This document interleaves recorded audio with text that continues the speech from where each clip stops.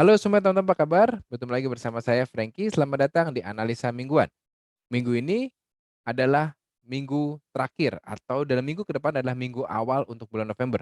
Hari ini tanggal 31 Oktober 2021 jam 9.22. Besok kita sudah masuk di bulan November. Dalam satu minggu ke depan, di awal bulan November, apakah yang terjadi? Di video yang pertama ini adalah part satu. Part satu ini saya akan membahas mengenai analisa fundamental. Seperti apa analisa fundamentalnya dan bagaimana, data-data yang harus diperhatikan dalam satu minggu depan, kita akan bahas. Oke? Saya akan buka di, eee, Forex Factory-nya. Oke, sebentar. Saya share screen dulu. Oke. Oke, jadi untuk teman-teman ini adalah, analisa fundamental yang dalam satu minggu ke depan, data-data yang harus diperhatikan dalam satu minggu ke depan. Dari tanggal 31 Oktober hingga 6 November. Ya, sebentar saya ambil mouse saya dulu. Oke oke. Nah jadi, ini ya, bentar, oke. Jadi kalau teman-teman perhatikan, hari ini ada G20 meetings, ada Lower House election, kemudian tanggal 1 November besok ya, besok mulai tanggal 1 November ada data ISM Manufacturing PMI dari Amerika ya, data pabrikan kita tentunya tahu itu akan menjadi salah satu patokan untuk mendekat atau menjadi salah satu data yang dianggap akan menjadi salah satu perhitungan ketika Fed akan mengumumkan suku bunganya. Oke, kemudian hari Selasa jam setengah 11 ada cash rate dan RBA rate statement. Ya, penentuan suku bunganya seperti apa ya, kita tahu bahwa beberapa negara sudah mulai memikirkan untuk melakukan tapering, penarikan stimulus terhadap, bantuan, cash terhadap, marketnya masing-masing. Jadi, mereka akan menarik stimulus tersebut ya. Oke, apakah Amerika sudah mulai akan menentukan juga atau enggak kita akan lihat ya. Kemudian, statement seperti apa kita akan lihat adalah hawkish atau dovish. Kemudian akan ada financial stability report di hari Rabu dari New Zealand.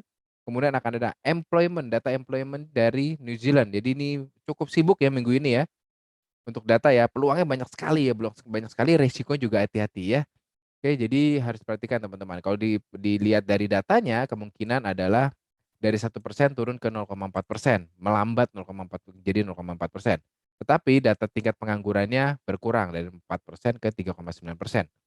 Oke, kemudian ada data ADP non-farm employment change ya, diprediksi akan turun. Kalau ada ADP berarti minggu ini adalah minggu non-farm, betul sekali untuk teman-teman semua. Oke, ini adalah ISM services ya, kalau manufacturing-nya di hari Senin, sekarang di hari Rabunya ada ISM Services PMI, menarik ya. Di satu minggu yang sama manufacturing dan SSM Services akan dimunculkan. Di minggu ini juga ada FMC statement ya, ada Federal Funds Rate ya, ada pengumuman suku bunganya, ada press conference. Nah, ini yang harus diperhatikan oleh teman-teman juga. Ya, kalau teman-teman perhatikan di, pertemuan kemarin yang di bulan Oktober ada pergerakan naik turun. Ya, jadi kalau teman-teman perhatikan bahwa harus diperhatikan ketika press conference-nya seperti apa, oke. Kemudian, akan ada Asset Purchase Facility. Nah, malamnya GBP yang mengeluarkan data. Ya, jadi Aussie, US, dan GBP atau Inggris akan mengeluarkan data ya.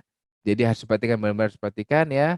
Dari sisi Asset Purchase Facility-nya akan ada vote-nya akan ada turun, kemudian, official bank rate votes-nya diprediksi semuanya akan bilang suku bunga akan tetap bertahan dan, ada hal-hal yang harus diperhatikan juga oleh teman-teman. Oke, kemudian ada Kanada, ada data tenaga kerja di hari Jumat ya, data tenaga kerja di hari Jumat dan data tenaga kerja Amerika di hari Jumat. Jadi harus teman-teman perhatikan, jangan ada yang salah klik lagi, jangan ada yang floating panjang-panjang sehingga mendapatkan resiko, karena minggu ini sudah jelas bahwa minggu ini adalah minggu data, minggu fundamental. Jadi kalau teman-teman semua yang ada open posisi, saya sarankan benar-benar menjaganya, pasang stop loss, pasang trailing stop atau apapun yang teman-teman bisa jaga untuk jaga, profit teman-teman. Kalau sudah mendapatkan profit yang cukup, close dulu aja. Ya, memang ada kemungkinan melanjutkan, tetapi jika teman-teman jika datanya tidak sesuai, mungkin ada kemungkinan dia akan melawan arah. Jadi harus diperhatikan oleh teman-teman juga. Ya, daripada, eee, profitnya berkurang sih kalau saya biasanya akan close dulu. Tetapi nggak apa-apa untuk teman-teman yang masih ingin bertahan, bisa. melihat datanya dulu, kemudian memprediksi melanjutkan apakah data akan mau naik atau turun, ya. Jadi di minggu ini ada hari Sabtunya ada Treasury Currency Report. Jadi minggu ini yang harus diperhatikan adalah Aussie, Pound Sterling, New Zealand, ya, New Zealand juga ada, USD apapun itu pair-nya mau gold, mau yen, apapun. Kemudian akan ada Kanada data tenaga kerja, ya. Jadi ada 5 mata uang yang harus diperhatikan. Aussie, New Zealand, pound sterling ya, pound sterling bisa relate ke euro juga ya, USD dan Kanada.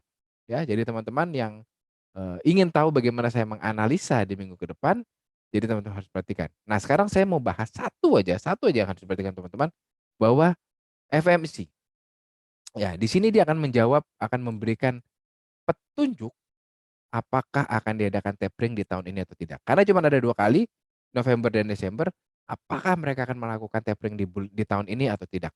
Jika mereka bilang di tahun ini akan melakukan tapering, maka kita bisa expect USD akan menguat. Tetapi jika tidak, mereka tidak memberikan, eee, gelagat yang seperti itu, maka teman-teman saya sih mengharap teman-teman bisa mempersiapkan diri di bulan Desember.